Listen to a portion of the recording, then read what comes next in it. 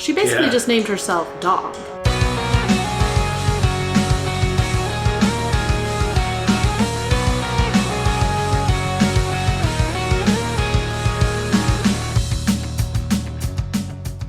Welcome to Inchworm, the podcast in which we're inching through worm. I'm Jenny. And I'm Ted. And we're back with Interlude 4.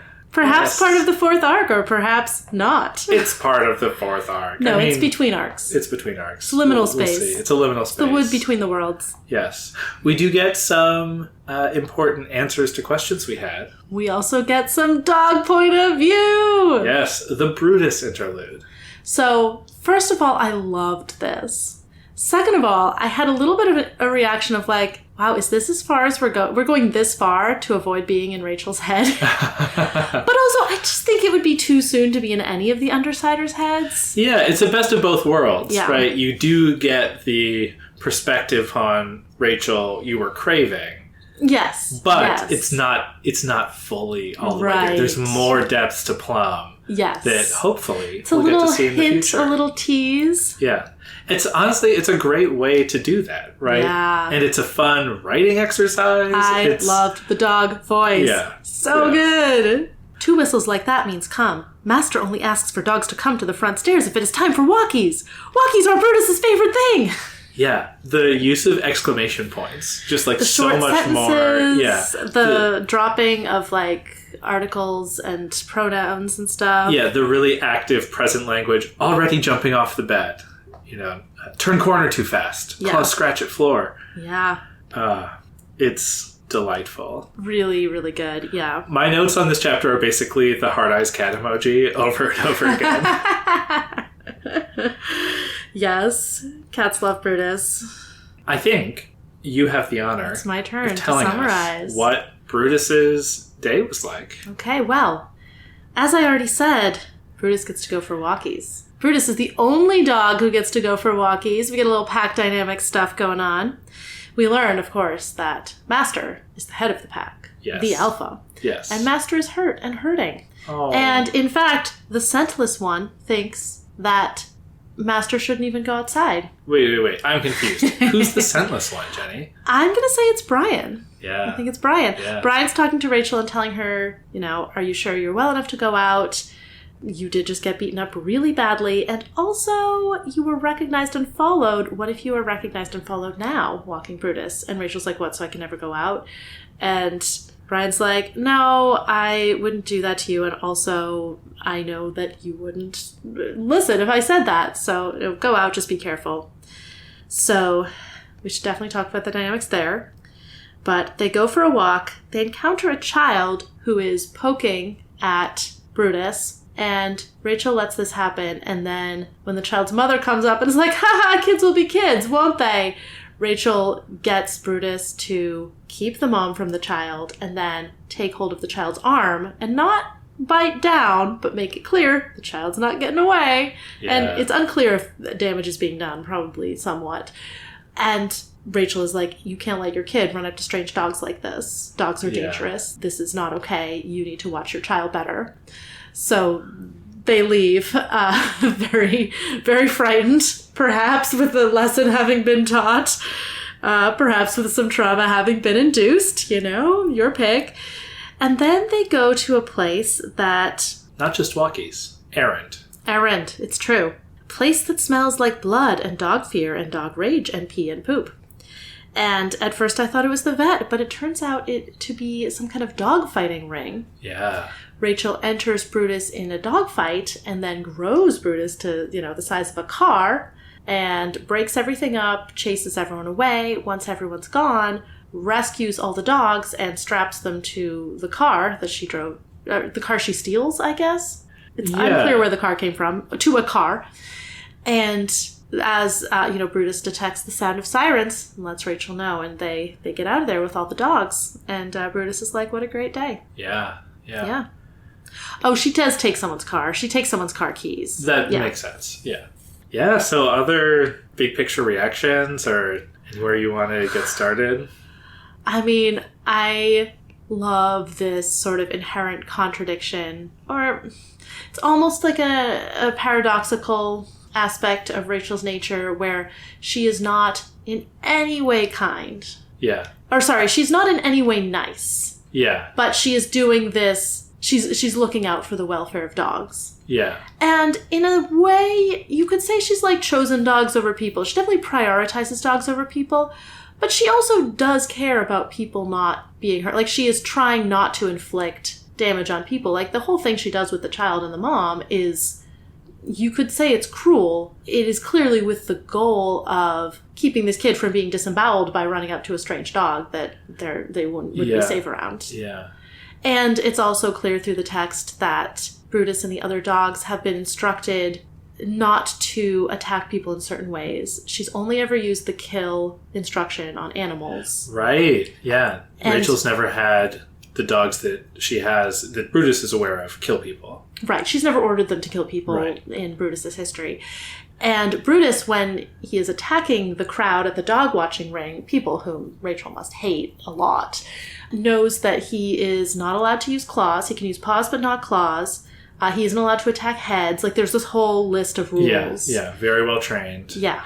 And I do wonder if everyone survived that final encounter. Probably it would have come up, but like, I guess what I would say is human stampeding is dangerous. Brutus has not been ordered to kill anyone and is not aware of having killed anyone. Yeah. I don't know that Brutus hasn't mortally wounded somebody before inadvertently. That's possible. Right? Like the damage of sort of like, oh, well, I can grab their arm and I can throw them out of the way, or I can use my giant paw to knock somebody down. Seems pretty dangerous. No shaking, no chewing, bite arm and leg only, no biting heads. Using paws is okay, but claws aren't, which is hard, so Brutus mostly bites and slams into people with head and body to knock them over and make them stop. Yeah. Yeah, and again, you know... It's pretty dangerous. And the implication is people are crawling away, and one point is after Brutus's little rampage, where he's sort of guarding the door to where the dogs are being kept, Rachel shouts, "No more." So the intention is to leave the people as survivors and say, stop doing this, and to let them leave. Oh, yeah. Rachel is not trying to kill these people. Yeah. I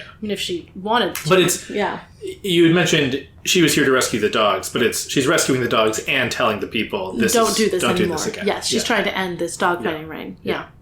I mean, this is a tangent, but Master shouts no more. It is a word for people and not for Brutus. Both are words Brutus knows. No means bad. More is what Master says when giving treats or throwing balls. Brutus doesn't understand because one word is bad and the other is good. Yeah. But Master is alpha and Master knows, so it is okay. It reminded me, so right now, our daughter, who's almost 2, is just starting to combine 2 words into phrases. Like, instead of just more or banana, she'll say, like, more banana. Yeah. And that, like, cognitive leap of, like, words together can mean something different than each word apart is, like, clearly a little bit beyond Brutus, and I love that. Yeah, I had a very similar note about this level of intelligence is kind of what I see in our daughter. Like, the one aspect that really jumped out to me is, like, the emotional highs and lows. Just, like, you know, every page, you know, it's like, oh, I'm not getting a treat. I'll get a treat later. I know there is a word later. I don't know what it means. You know, but then it's like, oh, but I do get to go out, and it's not just a walk; it's an errand. With Violet, constantly, I'm like, she doesn't know what I'm going to tell. I tell her, like, oh, we can do this later. She doesn't know what that means. Yeah. But the one in particular is Brutus feels like he's trying really hard to understand the world, even though he's not capable. Like, we get dialogue in English, but Brutus doesn't understand English. Like, that's just for the readers, right? The bit where it's time for walkies and he's getting really excited, and then he sees that Rachel has a backpack and he's like, backpack is different. Errand. And then a few seconds later, Rachel's like, we're going on an errand, Brutus. And he's like, yes, Brutus was right. I figured it out. An errand. And I feel like I've seen that when Violet is trying to communicate something that we have never understood before, and we say, like, oh, you want me to go get, you know, this toy and bring it to you? Like, you know. Oh, she's so delighted. Yeah, we understand. Yeah, the first time I guess that joy of being understood and like figuring out how to operate on the world in a new way just feels very appropriate to her age and kind of the level of intelligence this dog is at. And while their intelligence level may be similar, toddlers are pushing for independence. That's like the stage of life they're at. They're pushing for a new level of independence. And they have no impulse control. Yeah. Brutus is so well controlled, like so disciplined. And he also is all about approval from Master, which is so cute. Yeah. It's just so sweet. Yeah. It's like at the end of the chapter is like, Brutus knows he was a good boy. And he was. Brutus was such a good boy all throughout. Yeah. There's so many nice moments, like at the beginning of the chapter, Brutus is like, oh, Master is petting me, and they're really, really good pets. Like, they're deep, scratches the way that I like. And you get the comparison of when the little kid runs up to Brutus and is poking him. Yeah. It's like the visceral, like, discomfort. Like, I don't like this. I don't like this. Yeah. And then when I think it probably was like a vet or like a handler at the dog fighting ring or something, is like they were like vet touches, not... Oh, yeah. Not pets. Yeah. So we had asked, I brought up the question earlier, Rachel's going out to work. Okay, she probably doesn't have a job. She's not, is she doing undersider's work? Like nope. That's where, this is what work is for her. Exactly. It's protecting the dogs of the world. Yeah. She has a mission. Yeah. We talked about how the undersiders aren't freedom fighters. They aren't doing this on the whole towards a goal. They each seem to have their own goals. We don't know really. Maybe Tattletale doesn't have a goal based on her philosophy. She could just be kind of like, this is fun. Yeah. We don't know what Alec's goal is. We know that Brian is in it to get money and credibility to adopt his sister. And Rachel's mission is dog protection and like rescue. Yeah. I love it. I know. I love it so much. I was wondering, based on the interaction with Brian, do you think he knows that this is what she's doing? I don't know, actually. Yeah. Because she doesn't. No, maybe she doesn't She doesn't make any direct allusion to what she's going to do. Yeah, she says work, and he says. But it is an obvious question. Yeah. What is work to Rachel? Right. Yeah, you're going out, work, and then are you okay? And he's like, I don't know if I believe that you're okay. He doesn't ask. I thought maybe he asked, like, are you okay to do this? Like, he thinks she's just going for a walk is what I think is going on. Yeah. So I don't know. I don't know if they know sort of big picture that she does this kind of thing occasionally or... Yeah, and I guess we don't know how frequent this type of thing is, right? We've had her with the 3 dogs. She's rescued a bunch of dogs. It's unclear... How many dogs does she have to rescue to find one that's a good candidate for training to use her power on? Yeah. But, like, it would be surprising to me if suddenly she has, like, 12 dogs going from 3 to 12. But, like, it wouldn't surprise me if she went to, like, 4 or 5 based on having done a few. But then it's like, if she only has 3, maybe this is, there's an interesting question there of, like, how does she choose dogs for training? We get Brutus's backstory, which is... similar to maybe the dogs in this chapter, that he was abused or neglected at least. He was a guard dog. He was a successful guard dog. There was a home invader who he attacked so badly that there was going to be an amputation and they were going to put Brutus down until Rachel rescued him. Yeah. And so, that was kind of like a one-off, I rescued this dog before it could be put down. So, she's definitely done stuff like this before, but it's unclear kind of. Right. Certainly she's not keeping the vast majority of these dogs. Like, the goal doesn't seem to generally be, let's get dogs for me to work with. Maybe it's a brief Animorphs detour here. Maybe it's like the Chi. She has her 3 dogs that she trains, but maybe she has an underground lair that's just full of dozens of other dogs that she's rescued, and she's created a dog paradise. What if she has? What if she started like a dog shelter that's like a dog paradise orphanage for dogs situation that she like funds? A legit business? Yeah. Like, I mean, someone else would be running it and she would just deliver the dogs. Like, I don't think she'd be up for that. Yeah. But I'm really I feel like this gives me new insight. Like, having seen the interaction with the mom and the kid gives me new insight into what the undersiders were saying about her when they were at the market, where they're like, if she saw that guy with that dog, she would go off at him. Exactly. Yeah. And it does seem like... It seems like she potentially would, depending on whether she saw that specific thing as abuse or mistreatment. Yeah. But it does seem like she has a mission to stop this behavior. Not that seeing it like sends her off the deep end and she lashes out, but that she's not very smooth. She does not have tattletales, persuasion, and charisma powers. That she wouldn't be able to have a nice conversation with this person in which she changed hearts and minds. She would scare them into not doing this anymore. That's like the only weapon she has. And she is using it for this very clear mission. Yeah, and it's the same tactic that she uses on the mom that she uses on the dog fighters at the end. The sort of like, I'm going to be scary and dangerous. I'm going to tell you what to do. So it's the, the threat of fear of violence will ensure that no dogs are poked and no dog fights happen. Yeah. The dog versus child moment, it's like really scary. Like the Brutus is so in control, but also so dangerous.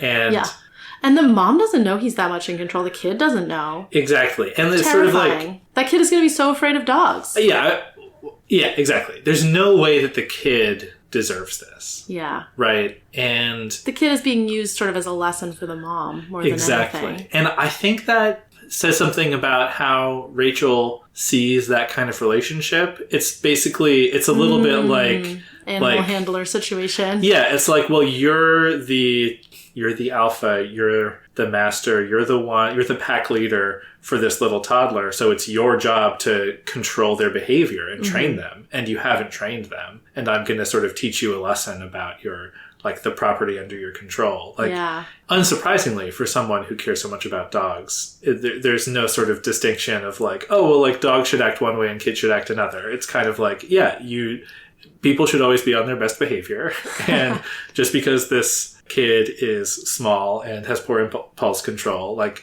that's not on them, that's on the trainer. I mean, honestly, I do think that's true. Like, the mom coming up being like, oh, kids will be kids. And like, no, you see your kid go up to a strange dog on the street and start poking it, you run after them. You say, oh, I'm so sorry. We don't interact with strange dogs like that. Like, it's not like this dog was at a dog park where you can kind of assume like, oh, dogs go to the dog park when they're fit to interact with other dogs and people.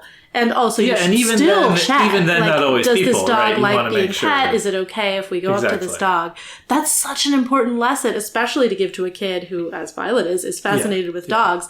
This mom is not doing it right. Yeah, I do wonder if the kids will be kids thing is more like an embarrassed making excuses and not like a total blasé, like, I'm inconsiderate. But I take your larger point is absolutely right. Yeah. Aren't they cute is the first comment. Fair, yeah. Kids will be kids.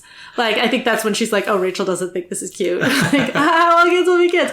Kids will be kids is such a red flag for parents who aren't willing to set boundaries for their kids' behavior. Like, this is a small child. You can just pick this kid up. Like, absolutely. This isn't, Yeah. That said, I don't know that Rachel's strategy is effective for that kid's development, but like, that's not the lens through which she's like, she's not an expert in that. That's not something. That's not her skill set. Right. She's saying you're a bad trainer, mom. Like, that's the Yeah. I love that this is her mission. Yeah. It really fits with what we've heard about her.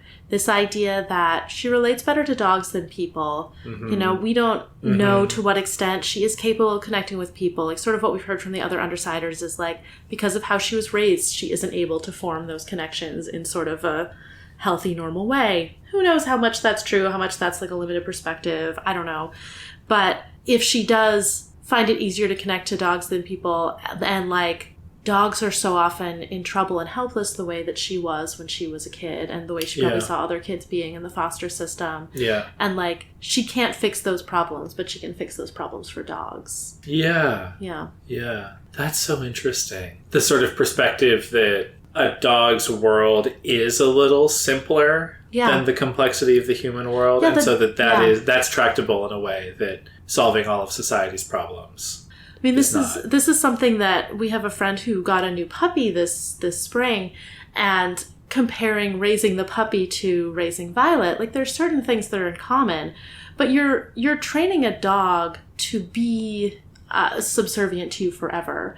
you're not training a child, you're raising an adult human. Like, Yeah. you have to figure Yeah. out how to inculcate in them the behaviors that you want a healthy adult to have. Yeah. Whereas with a dog, you really are training them Yeah. to A behavioral follow you approach forever. makes more sense. Yeah. And that, you can see that just being someone who thinks like Rachel, moves through the world like Rachel, you could see that being a way in which she can relate. Yeah. Yeah. No, that's totally right. Yeah. Can we talk about her interaction with Brian? Yes.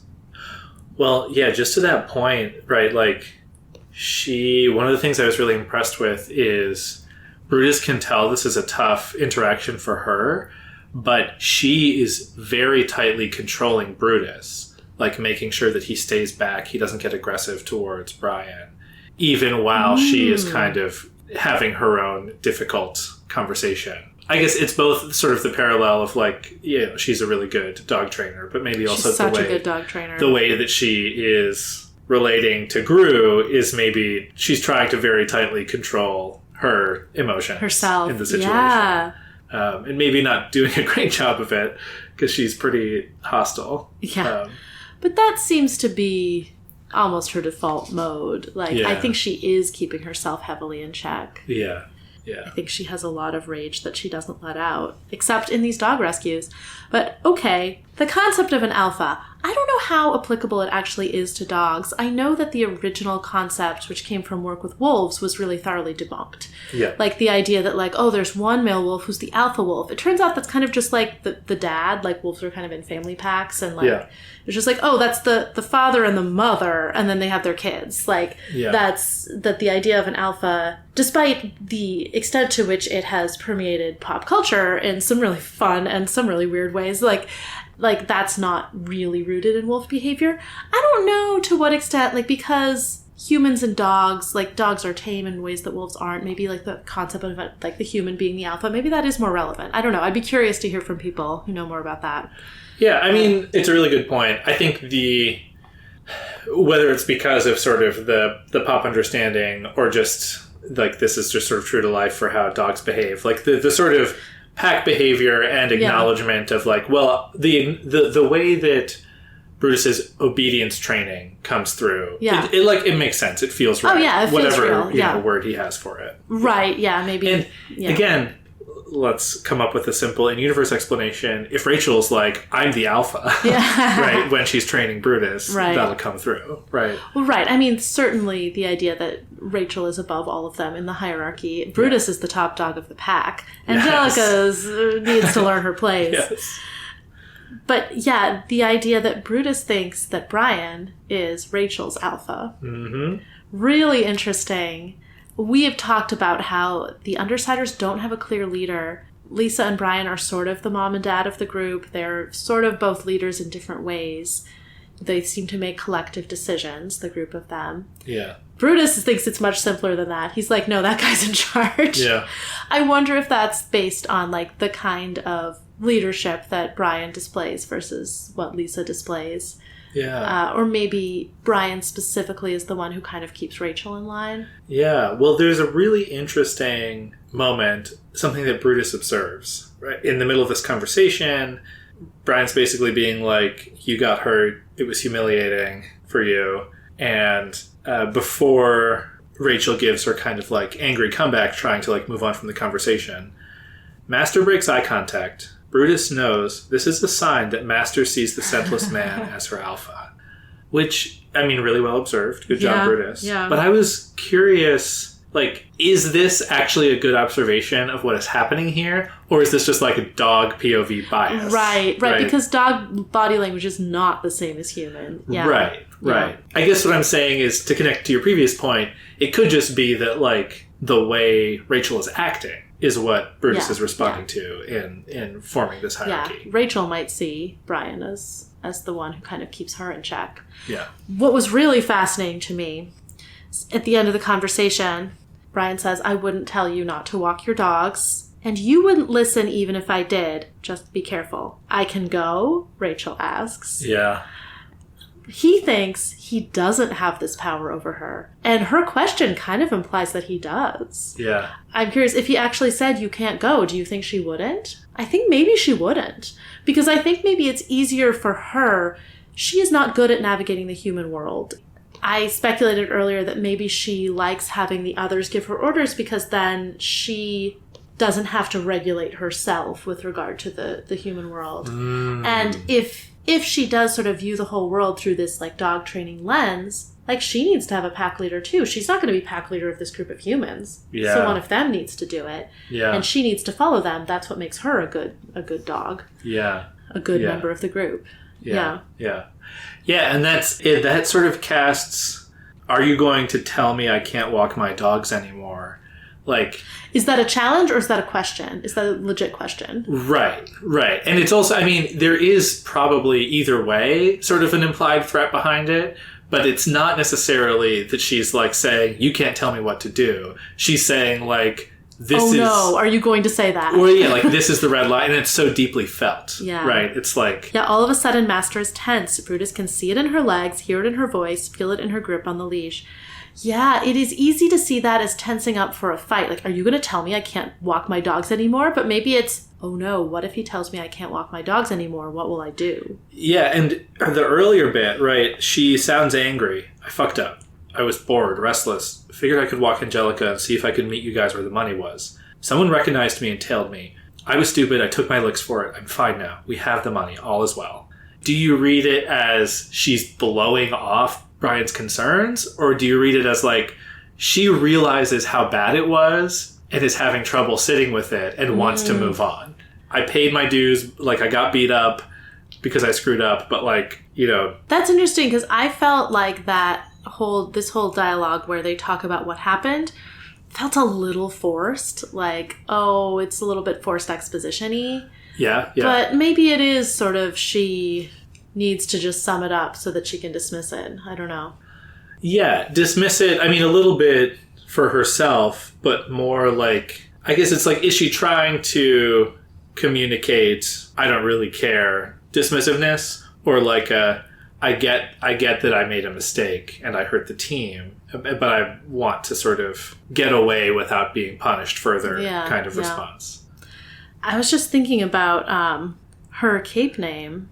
Bitch really just means, I mean, it has all sorts of other connotations, but it means female dog. She basically just named herself Dog. Yeah, Brutus doesn't know that Rachel goes by Rachel or by bitch. No. At one point, he smells some pee on the sidewalk and is like, bitch. And I did a double take because it was like, oh yeah, he's not talking about bitch. No, he's talking about a female dog. dog. Yeah.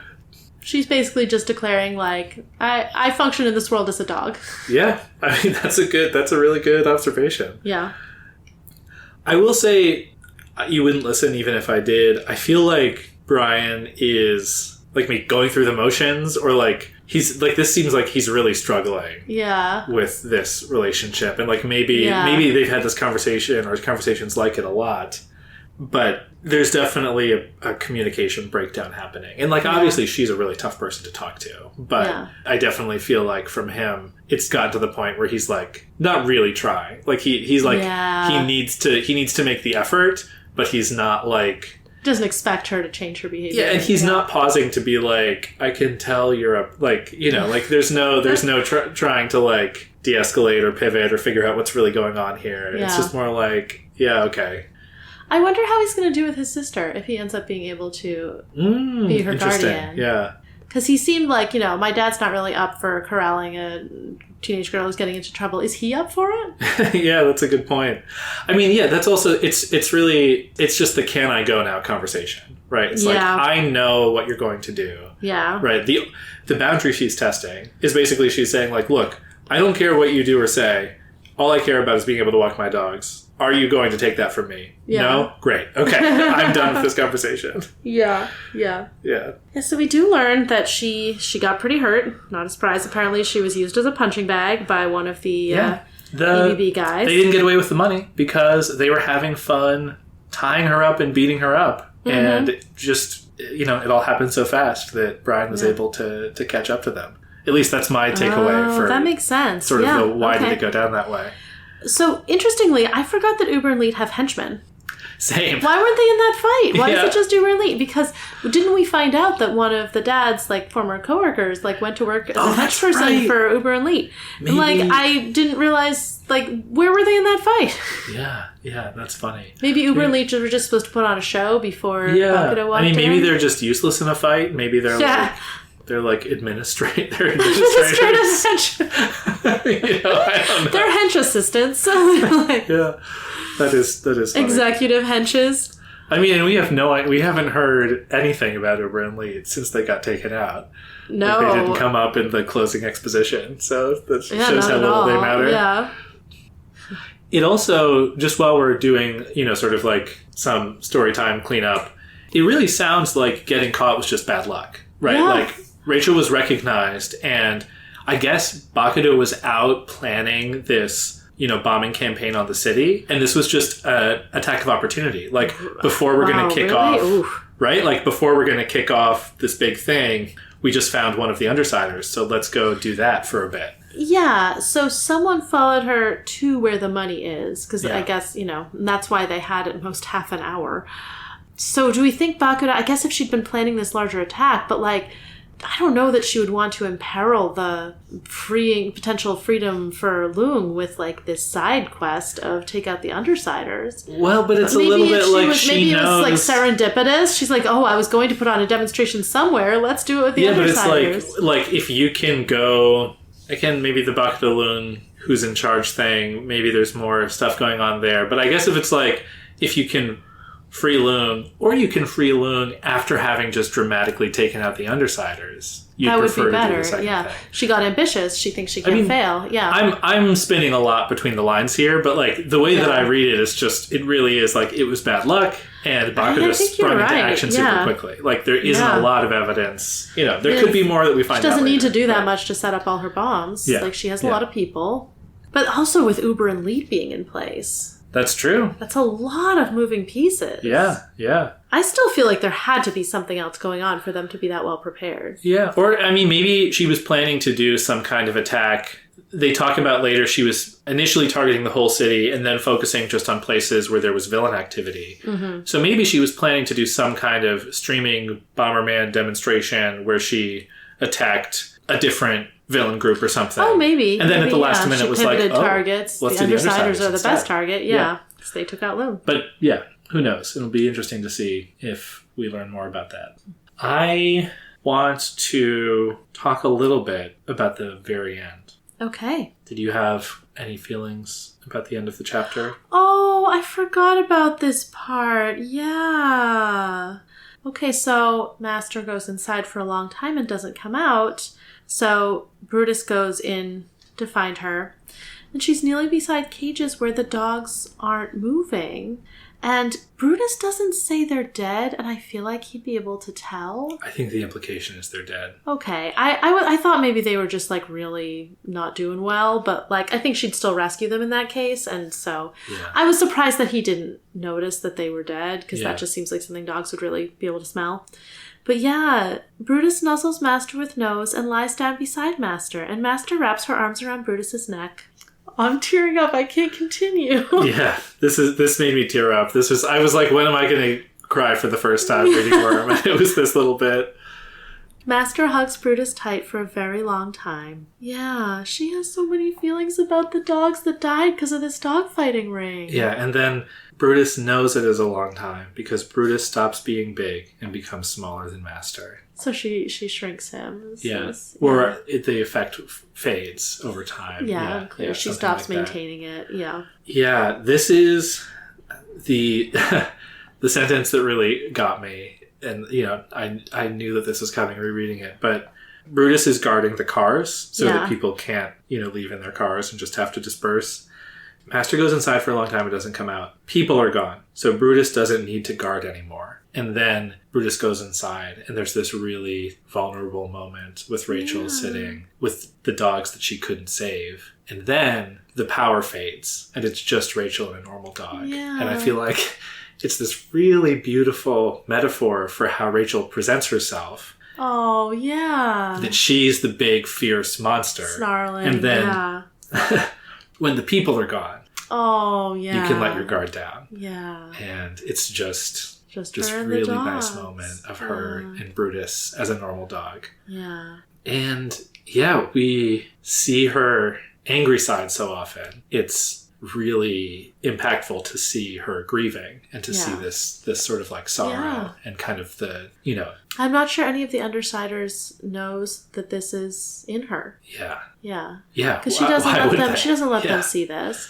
And I don't think what she presents on the outside is like a lie or a trick. I had some wild theories at one point. But like, I do think that she has a lot of anger and interacts with the world very antagonistically, with humans especially. Yeah. But she also has this like deep emotional connection to dogs. Like she really cares. And that's what she's here for. That's her mission. Yeah. Yeah. That's her work. Yeah. She does the Undersider stuff too, but like that is not the core of what she is doing. Yeah. I wanted to observe this chapter really follows the story arc of Arc 4, but in microcosm. It starts out with a fun outing. Then there's a tonal shift halfway through. There's a really scary claustrophobic environment at the end. Yeah. And then there's the innocent dead that couldn't be saved. Interestingly, though, Rachel is kind of playing the Bakuda role, like using fear to control people. Yes, yeah. But then she and Brutus are Taylor and the Undersiders at the end. Yeah. Yeah. Yeah. Right, and they're cuddling in their own way. Having the emotional recovery. So yeah, I have to imagine that was somewhat intended. I don't know if it's been the case for interludes throughout in any other way, but it really struck me. It's an interesting point, yeah, because I was going to say this, there are ways in which this is a follow-up to Arc 4, but it's not part of the Arc 4 action. Like it's... Yeah. Yeah. Yeah. But that is a really nice mirroring effect. Yeah. Well, maybe Taylor's not the only one with a shell. Right? Rachel has her hard, bony, monstrous lair. But inside. Yeah. Oh, we didn't mention, we find out what it feels like to the dogs to get grown. And it actually feels great. It's like, it kind of hurts, but like a good hurt, like stretching, but you keep stretching and you get powerful. Yeah. Brutus has a tail. He doesn't usually have a tail, so he gets to have a tail in this form. Yeah, and at one point he's like great. doing too much damage to the building's, presumably structural support with his tail. And Rachel's like, maybe chill on the tail. And Brutus is like, okay. Yeah, I'm glad you brought that up. The good hurt of getting bigger and stronger. Yeah, they like doing it. They like. I'm so happy for the dogs. I think we even talked about that a little bit. I don't think Rachel would do it to the dogs if it hurt them. Yeah, and she, you can probably tell. Yeah, if they're afraid of it. Oh. Yeah, from what we know about her from this chapter, she wouldn't use them to fight if it wasn't good for them. Yeah. One small, tiny little thing. Brian has no scent. Right. Any thoughts? I mean, it must be related to his power. Yeah. I guess he always, in a way, carries around the sort of scent blindness power that he has. Like, he has that inside of him at all times. And it also, so much of scent in this chapter is about emotion. Uh-huh. And he is I love that. Someone who has the ability to not project his emotions. Yeah. I mean, I do think I can't remember how much we brought that up in the chapter where we got his backstory and learned about where his power came from. But the darkness being the ability to shut that down and do what is necessary. And that's so interesting as an insight into why he's having such a tough time with Rachel. Again, like extrapolating on this metaphor a little bit, right? Like, Brutus can't smell Brian, which means he can't read him. He can't smell fear. He can't, figuring out what's going on with him is just really hard. Yeah, Brian doesn't communicate his emotions in a way that maybe Rachel can pick up Right, exactly. on. If he were broader in his emotions, maybe it would be easier for her to, relate. Mm-hmm. He wants to have a very, analytical conversation, and she's basically, at peak intensity at all times. Right, it's very miscalibrated. Yeah. It just struck me, we had Taylor picking up on the leather and shaving cream scent of Brian.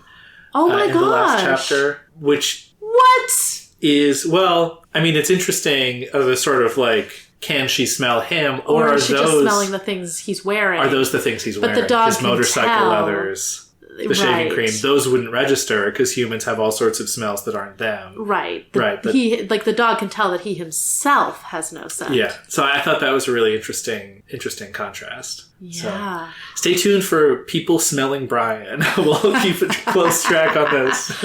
Well, it does seem like Brian relates to people better than dogs. I mean, as most people do, except for Rachel. I am delighted that this first sort of more in-depth view of Rachel that we've gotten is through the eyes of dogs. Because I think it probably told us more about her than we would have learned.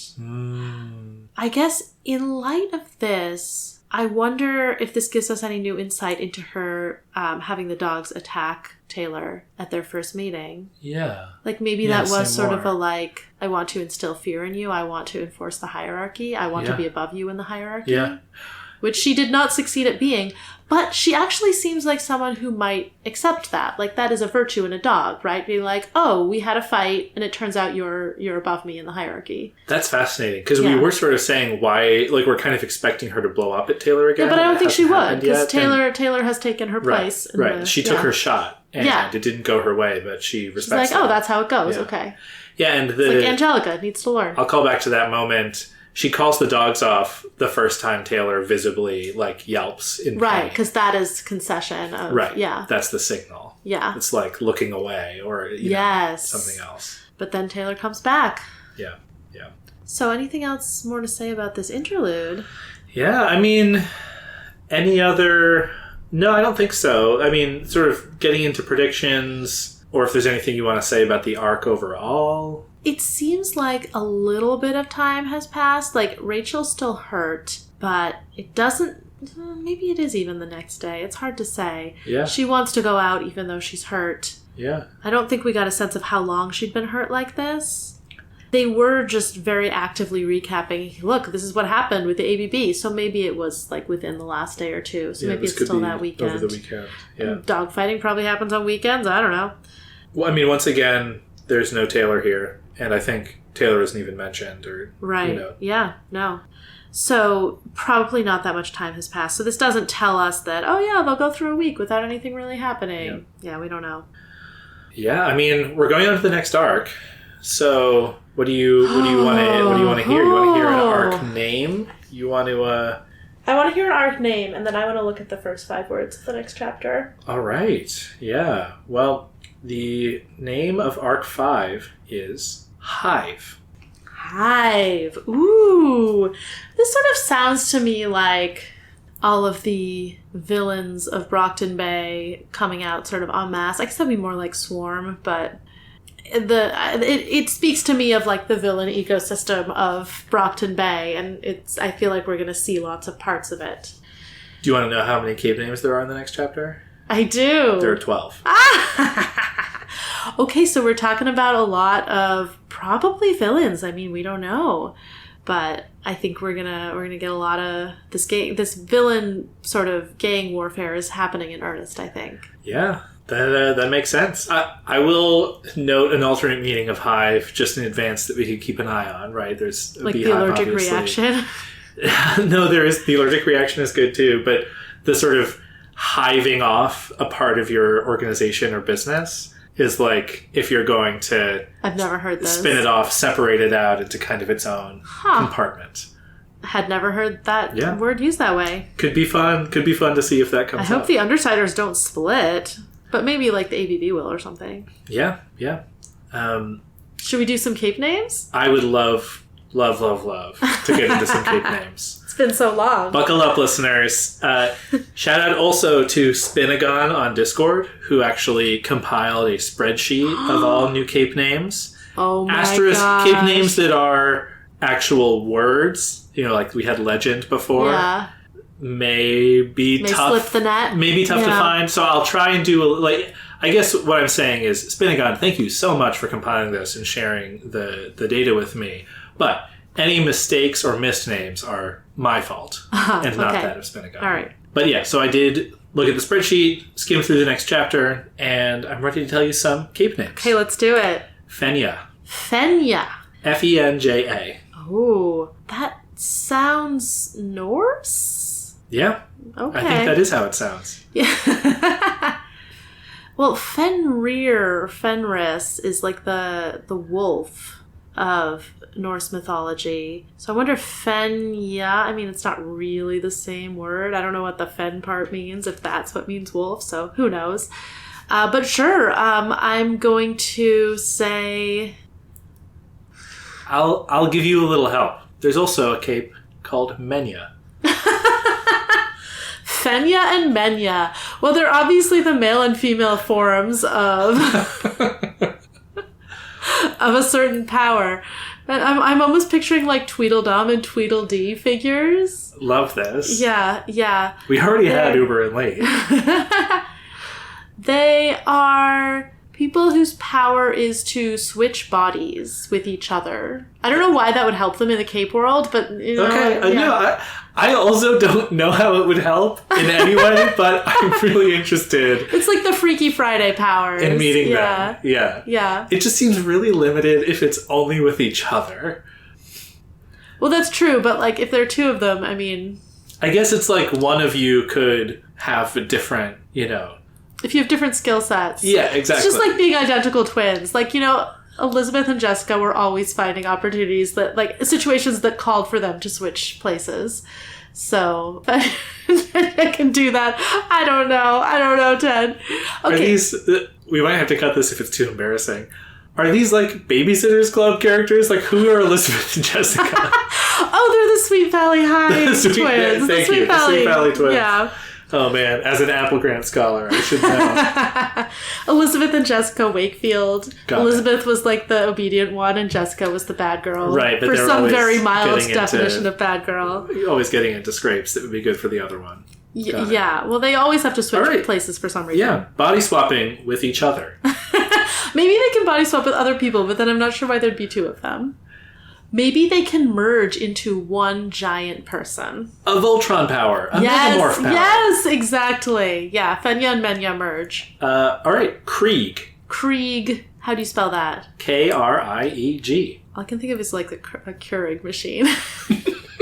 Does Krieg mean something? I feel like it should mean there's a something word that you might be familiar with, Blitzkrieg. Oh. Does that mean like attack or something? Or it means like fast or like lightning. No, war, I know, but like right? what is the Krieg the war part then? Yeah. Okay, so that means like war, I guess. So this is probably a very powerful attack person with a sort of German overtone. They can... I don't know. Have we had anyone who shoots lightning yet? They can shoot lightning. Cool. Yeah. Love that. They should have just been Blitzkrieg, Emperor I guess. Palpatine. Sure, yeah. Force lightning. Yeah. Knight. There's no K. Okay. Just N-I-G-H-T. Well, I mean, this really sounds like Gru's power. Knight. Okay, what is this if this isn't a darkness power? They can always speed time until it's nighttime. They can't do anything at nighttime. That's a terrible power. It'd be useful if you could do something at nighttime. Yeah. Oh, yeah, maybe they only have powers at night. Yeah. Yeah.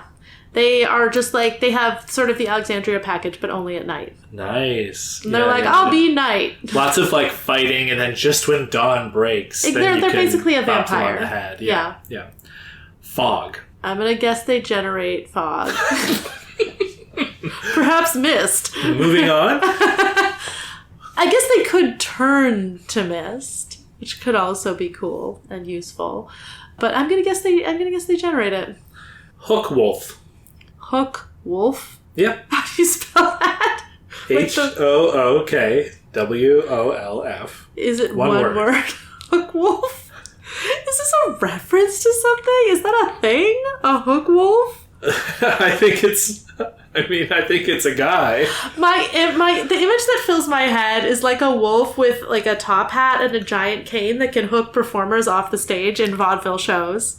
But I'm not sure what utility that would have in Brockton Bay. Hook wolf.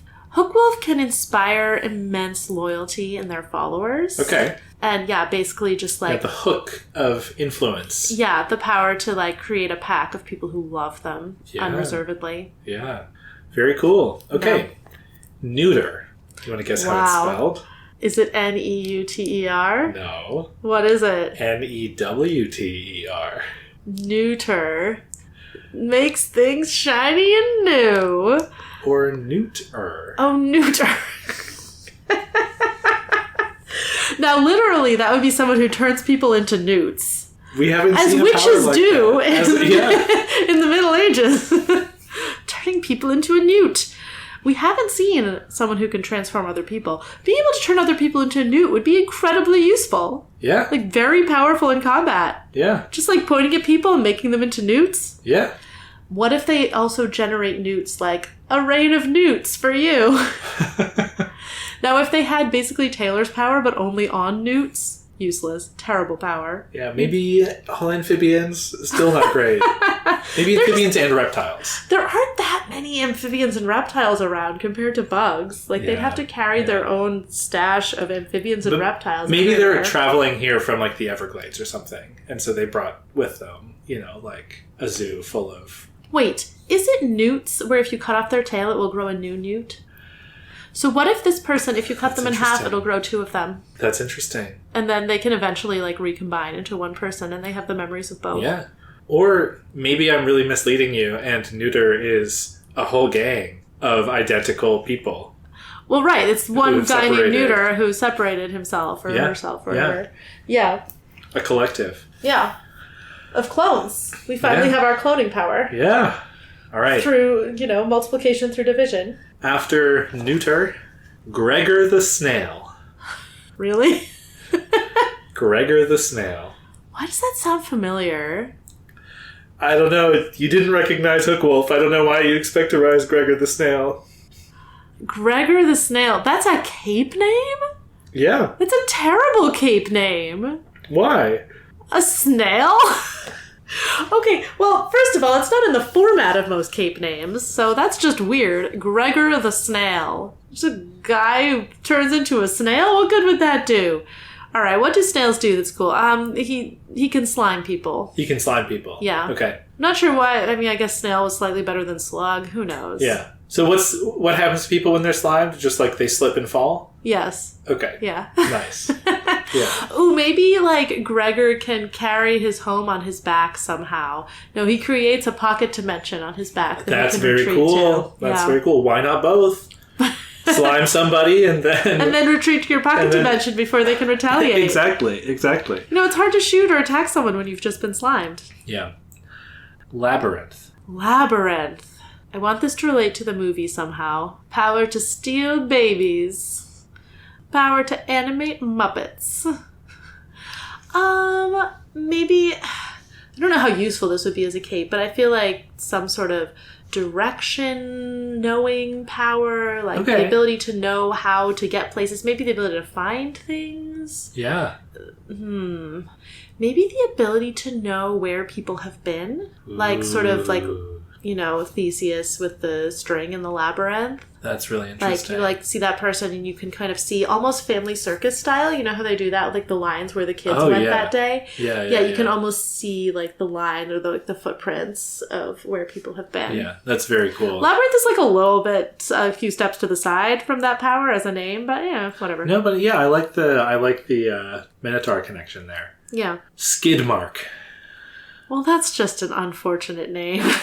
But I'm gonna guess that's someone who's really fast.